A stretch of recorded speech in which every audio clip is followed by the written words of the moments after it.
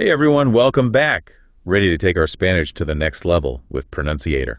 Absolutely. We've got a really interesting phrase to unpack today, one that I think really gets to the heart of how Spanish expresses certain ideas. Yeah, well, I was really curious about this one when I saw it on our list. It seems so simple at first glance, but But there's actually a lot going on under the surface. exactly.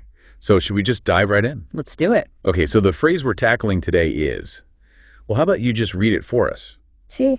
Y me gustaría que conocieras a mi hermano también.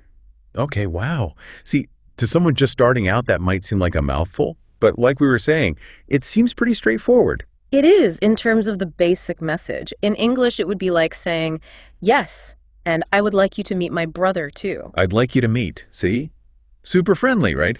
It sounds like someone who's really excited to introduce their brother. Exactly. And that enthusiasm is important because this phrase is doing more than just conveying information. It's about expressing a desire, a hope. And that's where the grammar gets really interesting, right? You got it.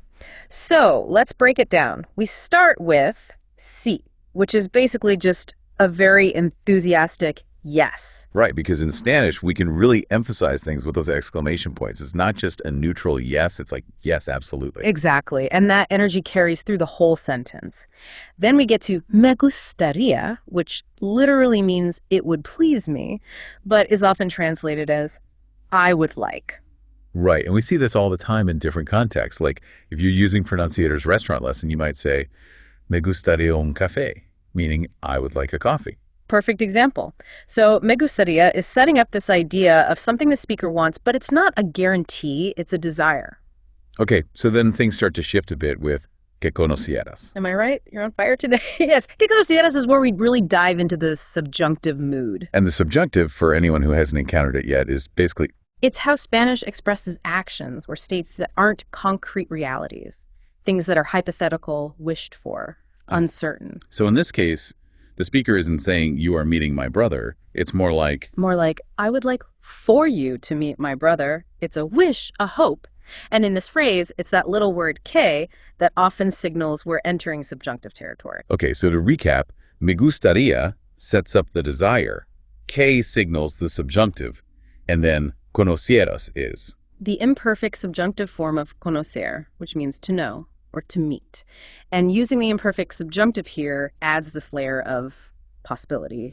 Like it hasn't happened yet, but the speaker is hoping it will. Precisely. And then, of course, we have mi hermano, which means my brother. And that little word before mi hermano is important, too, because... Right, because in Spanish, we use that personal when we're talking about a specific person as the direct object of the verb. Exactly. It's a small detail that makes a big difference. And then to wrap it all up, we have también, which just means to or also.